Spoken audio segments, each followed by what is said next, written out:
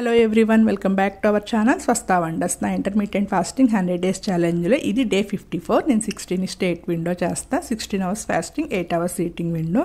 నా eating window morning 9 to evening 5 o'clock. ఈరోజు morning 9 o'clockకి బ్రేక్ఫాస్ట్లోకి అయితే ఆల్మండ్ చియా పుడ్డింగ్ తీసుకున్నాను. దీనికోసం అయితే ముందు రోజు నైటే నానబెట్టుకున్న ఆల్మండ్స్లో కొన్ని వాటర్ యాడ్ చేసి, అంటే అది పీల్ చేసేసి వాటర్ యాడ్ చేసి అయితే మిల్క్ రెడీ చేసుకోవాలి. ఆ మిల్క్ అంతా కూడా ఒక బౌల్లోకి తీసుకోవాలి. ఈ మిల్క్ని ఏమి స్టెయిన్ చేయాల్సిన అవసరం లేదు, మెత్తగా మిక్సీ చేసుకుంటే సరిపోతుంది.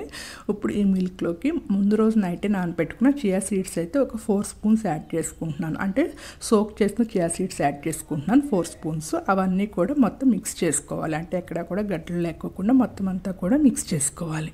ఇప్పుడు దీనిలోకి మనకి ఇష్టమైన ఫ్రూట్స్ అయితే యాడ్ చేసుకోవచ్చు. నాకు ఇంట్లో అయితే యాపిల్ ఇంకా బనానా ఉంది, అందుకని ఒక హాఫ్ బనానా ఒక హాఫ్ యాపిల్ అయితే పీసెస్గా చేసి యాడ్ చేసుకున్నాను. దీనిలో మనకు కావాలి అంటే కొంచెం హనీ కూడా యాడ్ చేసుకోవచ్చు. నేనైతే యాడ్ చేయలేదు, ఎందుకంటే ఫ్రూట్స్లో ఉండే స్వీట్నెస్ సరిపోతుందని చెప్పేసి ఇలాగే అయితే తీసుకున్నాను. ఈరోజు నా మార్నింగ్ బ్రేక్ఫాస్ట్ అయితే ఆల్మండ్ చియా పుడ్డింగు ఇదే తీసుకున్నాను మార్నింగ్ బ్రేక్ఫాస్ట్లోకి అయితేను.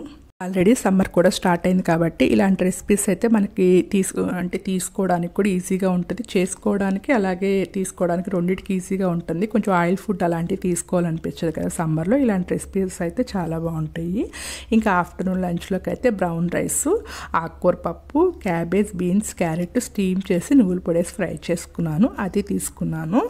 ఈరోజు నేను కర్డ్ కానీ లేకుంటే బటర్ మిల్క్ కానీ ఏం తీసుకోలేదు, రెగ్యులర్గా అయితే తీసుకుంటాను, కానీ ఈరోజు అయితే అవాయిడ్ చేశాను. ఇంకా ఈవినింగ్ డిన్నర్, నా డిన్నర్ 5 o'clockకి. ఆ టైంలో అయితే ఈరోజు ఫ్రూట్స్ సలాడ్ చేసుకున్నా, అది ఎలా చేసుకున్నా చూపిస్తాను. కొంచెం హాట్ మిల్క్ తీసుకోవాలి, పాలైతే వేడిగానే ఉండాలి. అందులోకి కొన్ని ఫూల్ మకానా యాడ్ చేసుకోవాలి, ఇంకా ఒక 5 ఆల్మండ్స్ యాడ్ చేసుకోవాలి.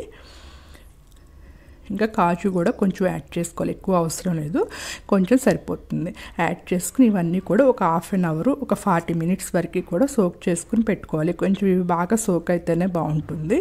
ఇవన్నీ బాగా సోక్ చేసుకున్న తర్వాత దీనిలో సాఫ్రాన్ కూడా యాడ్ చేశాను, మర్చిపోయాను నేను క్లిప్ తీసుకోవడం అయితేను. అది లేకుంటే అవాయిడ్ చేయొచ్చు, కాకపోతే మనకి ఆ కలర్ రావడం కోసం అయితే కొంచెం అయితే యాడ్ చేసుకుంటే బాగుంటుంది. నేను క్లిప్ తీసుకోలేదు, తర్వాత యాడ్ చేసుకున్నాను. ఇదంతా కూడా ఒక మిక్సీ జార్లోకి వేసుకుని మెత్తగా పేస్ట్ చేసుకోవాలి. ఒక హాఫ్ అన్ అవర్ తర్వాత ఈ పేస్ట్ని పక్కన పెట్టేసుకుని ఇప్పుడు ఒక బౌల్ తీసుకుని అందులోకి మన దగ్గర ఏ ఫ్రూట్స్ అయితే అవైలబుల్గా ఉన్నాయో అవన్నీ కూడా సన్నగా కట్ చేసుకుని యాడ్ చేసుకోవాలి. అయితే పొమోగ్రనేట్, యాపిల్, ఇంకా బనానా, కొన్ని గ్రేప్స్ అయితే యాడ్ చేసుకున్నాను. ఒక చిన్న బౌల్ నిండా గ్రేప్స్ అయితే యాడ్ చేసుకున్నాను. నా దగ్గర ఇవే అవైలబుల్గా ఉన్నాయి, అందుకని ఇవి తీసుకున్నాను. ఇవన్నీ ఒక బౌల్లోకి యాడ్ చేసుకున్న తర్వాత ఇప్పుడు మనం మిక్సీ చేసుకున్న ఇది ఉంది కదా ఫూల్ మకానా మిల్క్, అది మిక్సీ చేసుకున్న పేస్ట్, అదంతా కూడా దీని మీద యాడ్ చేసుకుని ఇది ఒక half an hour to 1 hour వరకే ఫ్రిడ్జ్లో అయితే పెట్టుకోవాలి. అప్పుడు చల్లగా ఉంటుంది, చాలా బాగుంటుంది. అలా ఫ్రిడ్జ్లో పెట్టుకుంటే అలాగని తినేయచ్చు, కానీ ఫ్రిడ్జ్లో పెట్టుకుని తీసుకుంటే చాలా బాగుంటుంది.